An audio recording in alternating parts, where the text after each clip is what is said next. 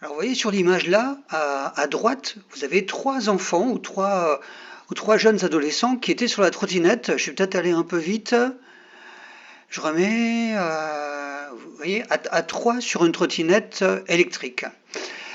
En fait, c'est rentré dans les mœurs d'être à deux ou trois sur une trottinette électrique. Évidemment, c'est interdit, c'est dangereux. Ça fait une maniabilité qui est pas terrible. Il faut aussi avoir 14 ans pour être sur une trottinette, mais je redis un peu, être deux ou trois, comme on a vu sur la première image, être deux ou trois sur la trottinette, c'est entrer dans les mœurs. Et pour les images qu'on voit, je pense que la plupart, oui, puis il y a des grillages de feux rouges, c'est-à-dire que des fois on est deux sur la trottinette et on grille les feux rouges alors que la maniabilité elle est bien moindre. Ça veut dire que si on a une voiture qui vient à la perpendiculaire, ben, on pourra l'éviter plus difficilement. Et puis ici, eh ben, la trottinette n'est pas prise avec deux mains parce que une fois il y a le téléphone et puis là on a un usager en train de manger.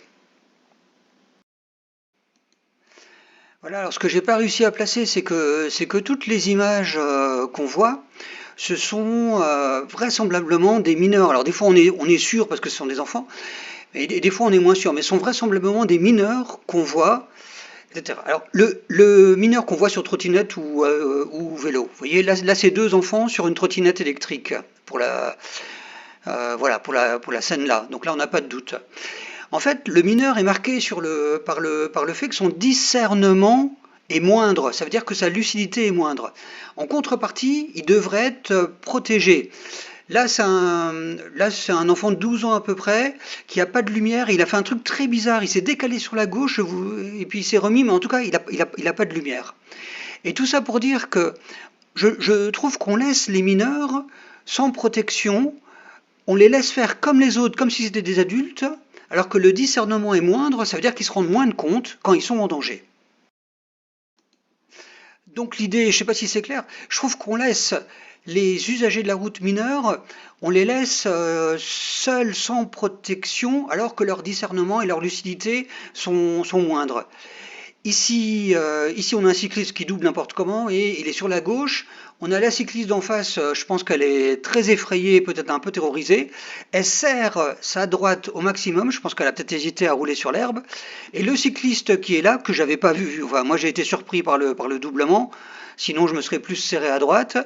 Et le cycliste qui est là, alors il a un gros casque et surtout il a pas les mains sur le guidon, voilà, et il est super fier de lui, alors qu'il a sans doute un peu terrorisé la cycliste en face.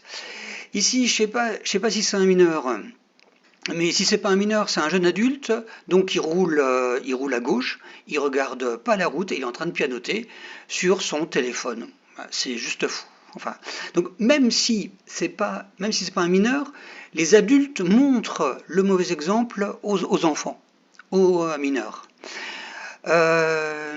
Qu'est-ce qu'on a d'autre? Je me souviens pas de la suite. Ah oui, ici vous voyez que c'est rouge hein, pour les cyclistes et pour les bus. On est sur une voie commune bus-vélo. Et c'est vert pour les voitures qui sont là et qui peuvent tourner à gauche. C'est les voitures qui peuvent tourner à gauche. Et un cycliste va griller le feu et une voiture va tourner à gauche et elle klaxonne. Moi, là, j'ai coupé le son. Et cette configuration-là, le cycliste qui va tout droit, qui grille le feu et une voiture qui tourne à gauche, c'est arrivé il y a quelques jours. J'ai déjà montré ça dans une autre vidéo. Et là, la trottinette, elle a percuté la voiture. Voilà, donc comme quoi.